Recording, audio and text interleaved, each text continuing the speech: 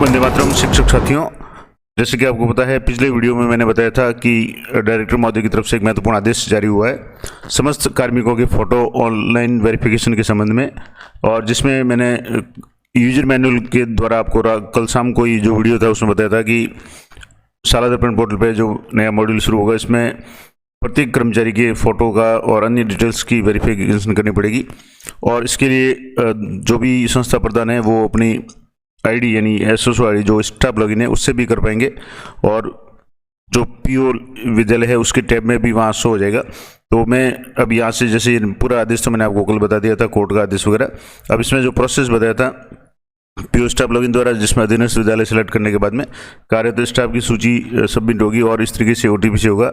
ये तो होगा अभी जैसे अभी जब भी विद्यालय लॉगिन पे ऑप्शन आएगा, अभी शायद नहीं आया, लेकिन जो ये जो था संबंधित अधिकारी के स्टाफ लॉगिन पे, यानी अगर कोई भी संस्था प्रधान है, पीओ है या उच्च अधिकारी सीबीओ वगैरह है, वो अपने संबंधित अधिकारी रूप में तो विद्यालय सर्च करेंगे उनको और वहाँ से स्टाफ को सिलेक्ट करके स्टाफ की लिस्ट सेलेक्ट करेंगे और वहाँ से ओटीपी से ये वेरिफिकेशन होगा। तो ये थोड़ा सा मैं आपको लाइव करके बता देता हूँ। यहाँ जो था वो ऑप्शन इसमें और जो वास्तविक है उसमें थोड़ा सा बदलाव है। क्या बदलाव है? तो सबसे पहले इसके लिए आपको जो भी संस्था प्रधान है उनके स्टाफ लॉगिन में जाना है, और यहाँ स्टाफ लॉगिन में जाएंगे तो यहाँ जैसे एपीआर वगैरह ये सारे ऑप्शंस, यहाँ अप्लाई फॉर्म्स वगैरह, रिजल्ट है, अब रिक्रूटमेंट है, इसके बाद में शाला सम्मेलन है, और यहाँ जो नीचे ऑप्शन है आप देखेंगे तो लेफ्ट साइड में एम्प्लॉय वेरिफिकेशन, इस पर आप क्लिक करेंगे तो वर्किंग एम्प्लॉय वेरिफिकेशन इस पर आपको क्लिक करना है। यहाँ जैसे वर्किंग एम्प्लॉय वेरिफिकेशन पर क्लिक करेंगे आपके सामने यहाँ जो भी अधीनस्थ विद्यालय होगा उन सब की यहाँ से लिस्ट शो हो जाएगी। जैसे यहाँ आप देखेंगे तो यहाँ जो मेन विद्यालय है सीनियर सेकेंडरी स्कूल वो है, उसके वर्किंग स्टाफ 16 है, वेरीफाइड 0 है, पेंडिंग 16 आ रहे हैं। इसी तरीके से ये अधीनस्थ विद्यालय है जिसके वर्किंग स्टाफ 8 है, पेंडिंग सारे पेंडिंग है, यानी वेरीफाई अभी एक भी नहीं किया है। और जो आदेश था इसमें मैंने आपको कल बताया था कि आज ही यानी 25 तारीख को ही ये इस काम सारा पूरा करना है। यहाँ जैसे मैंने आपको कल बताया था कि समस्त विद्यालय और कार्यालय में ये वेरिफिकेशन का कार्य 25/9 तक पूर्ण करवाया जाना है, और 30/9 तक ब्लॉक लेवल के और जिला लेवल के जो भी अधिकारी है वो पीओ के माध्यम से किए गए कार्य का रैंडमली वेरिफिकेशन करेंगे। तो अब आपको यहाँ कैसे करना है, तो यहाँ कोई भी एक आप सेलेक्ट कर लें। जैसे यहाँ से मैंने स्वयं की जो स्कूल है सीनियर सेकेंडरी स्कूल वो सिलेक्ट कर ली। अब यहाँ सेलेक्ट करने के बाद में आपके सामने जो निर्देश है वो उनको अच्छी तरह से पढ़ लें। पहला है कि सभी सूचनाएं हैं प्रपत्र 10 से ली गई है। अगर आपकी कुछ इसमें गलती है तो सबसे पहले कार्मिक का प्रपत्र 10 हाथों उसको अपडेट करवाएं, और एक बार मिलान होने के पश्चात भी इनमें किसी भी सूचना का विद्यालय स्तर से अपडेशन संभव नहीं होगा। तो ये ध्यान रखें कि जो भी आप सूचनाएं बने अच्छी तरह से देख करके सर्विस बुक से मिलान करके करें। और ये प्रक्रिया प्रारंभ करते समय कार्मिक के आगे दिए गए उनसे संबंधित दस्तावेज का उपस्थित होना जरूरी है। यानी कार्मिक जिस दस्तावेज आप वेरिफिकेशन करें उसमें जैसे कार्मिक आधार कार्ड है ये जरूरी है, इसके अलावा कार्मिक की सेवा पुस्तिका सर्विस बुक जरूरी है, और कार्मिक का पहचान दस्तावेज फोटो आईडी। तो अगर आधार कार्ड है तो वो फोटो आईडी के रूप में काम आ जाएगा, और आधार कार्ड के आपको नंबर मेंशन करने पड़ेंगे। अब इसमें जो लिस्ट आपके सामने खुलेगी जिसमें क्रमांक होंगे, कार्मिक का नाम होगा, उस पर आप क्लिक करेंगे तो click on the name to verify, यहाँ आपको नाम पर क्लिक करना है ताकि वेरिफिकेशन हो सके। उसके बाद एम्प्लॉय आईडी शो होगी, मोबाइल नंबर शो होंगे, पिता का नाम, जन्म तिथि, कार्मिक का मूल पद कौन सा पद है, विभाग में प्रथम नियुक्ति कब है और विभाग में वर्तमान पद पर नियुक्ति कब है, और इसके अलावा कार्मिक का वेरिफिकेशन स्थिति, फोटो स्थिति अभी जैसे ये पेंडिंग आ रहा है। तो यहाँ जितने भी कार्मिक हैं ये पूरी लिस्ट आप यहाँ देखेंगे तो 16 कार्मिक मैंने बताए थे, 16 के 16 कार्मिक अभी भी पेंडिंग है क्योंकि एक भी अभी वेरीफाई नहीं किया है। अब मैं आपको एक कार्मिक को सिलेक्ट करके बता रहा हूँ। यहाँ से जैसे मैं एक कार्मिक को सिलेक्ट कर रहा हूँ, यहाँ से जैसे आप सिलेक्ट करेंगे तो अपडेट वेरिफिकेशन का पॉपअप विंडो खुलेगा। इस पॉपअप विंडो में आपको सबसे पहले प्रविष्टि हेतु आधार नंबर चाहिए। तो इसमें लगा हुआ है कि आधार नंबर पोर्टल पर दर्ज आधार संख्या से मिलान का भौतिक रूप से सही या सूचना दर्ज सही है या नहीं है। तो यहाँ से आप यस या नो सेलेक्ट करना है।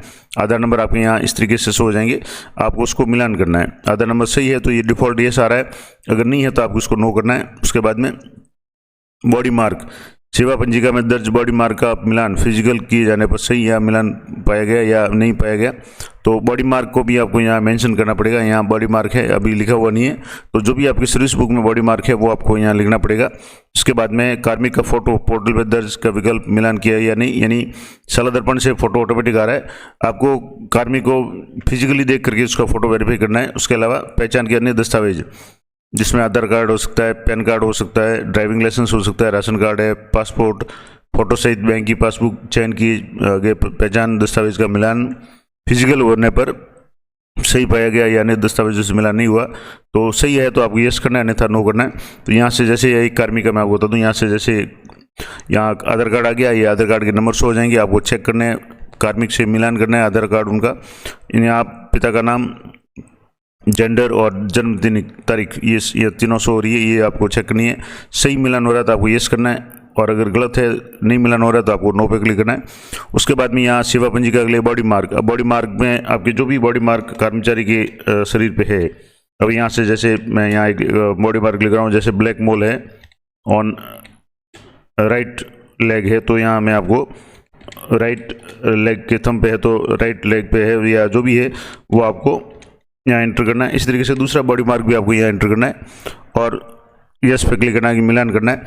उसके बाद में कार्मिक दस्तावेज का फोटो मिलान करना है, फोटो आपके ये साला दर्पण से ऑटोमेटिक आ रहा है। अब चेक बॉक्स में आपको मिलान करना है कि फोटो आप किससे मिलान कर रहे हैं, आधार कार्ड से कर रहे हैं, पैन कार्ड से कर रहे हैं, ड्राइविंग लाइसेंस से कर रहे हैं, राशन कार्ड से कर रहे हैं, पासपोर्ट से या बैंक सहित फोटो बैंक जो भी पासबुक है उससे। अब मान लो आधार से करें तो यहाँ से आपके आधार सेलेक्ट कर लें। उसके बाद में कार्मिक का ब्लड ग्रुप सेलेक्ट करना है, यहाँ से जैसे मैंने ब्लड ग्रुप सेलेक्ट कर लिया, ओ पॉजिटिव है, जो भी है कार्मिक का ब्लड ग्रुप है वो सिलेक्ट करना है। उसके बाद विभाग में प्रथम नियुक्ति तिथि है, जैसे ये नियुक्ति तिथि आ गई, सर्विस बुक से मिलान कर लें।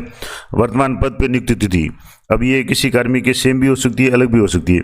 अब जैसे यहाँ मैं बात करूँ तो यहाँ जैसे 2005 प्रथम नियुक्ति है वो थर्ड ग्रेड टीचर के रूप में थी, और वर्तमान पद में जो नियुक्ति है यानी वर्तमान में जैसे व्याख्याता पद पे है, तो व्याख्याता पद पे कब ज्वाइन किए तो वो जैसे 27/6/2019 ये आ गया।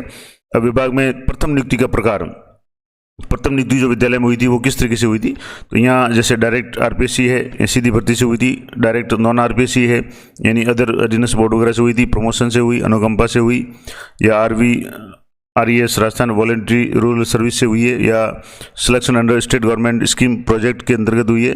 अब जैसे डायरेक्ट आरपीएससी से हुई थी 2005 में, तो यहाँ से डायरेक्ट आरपीएससी हो गया।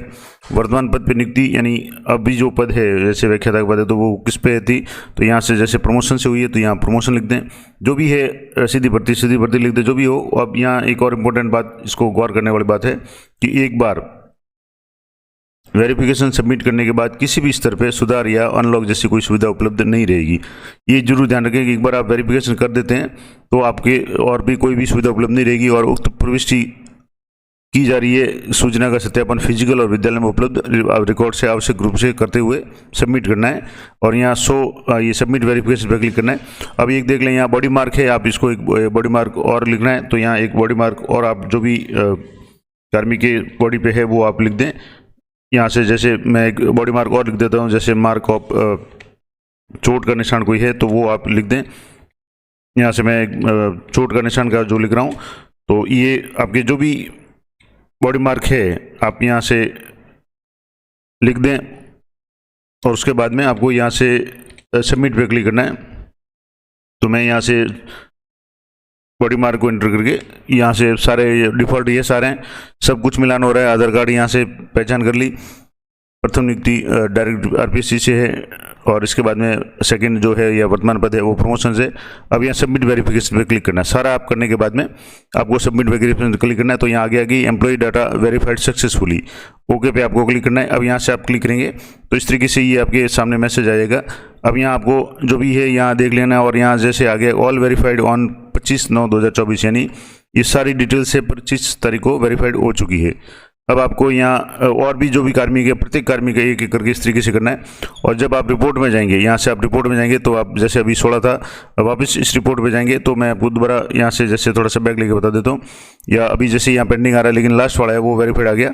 अब ऐसे नहीं दिखेगा तो आपको यहाँ दोबारा एम्प्लॉय वेरिफिकेशन पे जाना है, और यहाँ आइडेंटिटी वेरिफिकेशन इस पर आपको क्लिक करना है। और यहाँ से आप जैसे क्लिक करेंगे, अब यहाँ से वापस में थोड़ा सा जो मॉड्यूल था ये एम्प्लॉय वेरिफिकेशन पे जाकर के वर्किंग एम्प्लॉय वेरिफिकेशन, इस पर आपको क्लिक करना है। तो यहाँ क्लिक करेंगे तो अभी जैसे ये कार्मिक थे, शुरुआत में 16 थे, वर्किंग वेरीफाइड 0 आ रहा था और पेंडिंग 16 आ रहे थे। अब यहाँ एक वेरीफाइड आ गया और पेंडिंग 15 आ गए। इस तरीके से प्रत्येक कार्मिक का आपको वेरीफाई करके यहाँ से जो पेंडिंग है वो शून्य करना और वेरीफाइड में जितने भी कार्मिक है सभी को वेरीफाइड करना है। और ये काम निर्देश तो है कि आज ही पूरा करना है, तो यथासंभव जैसा भी हो आप करें। मैंने पूरा प्रोसेस आपको लाइव करके बता दिया। इसी तरह की अपडेटेड और इन्फॉर्मेटिव जानकारी के लिए चैनल पर बने रहें। मिलते हैं नेक्स्ट वीडियो में, तब तक जय हिंद, जय भारत।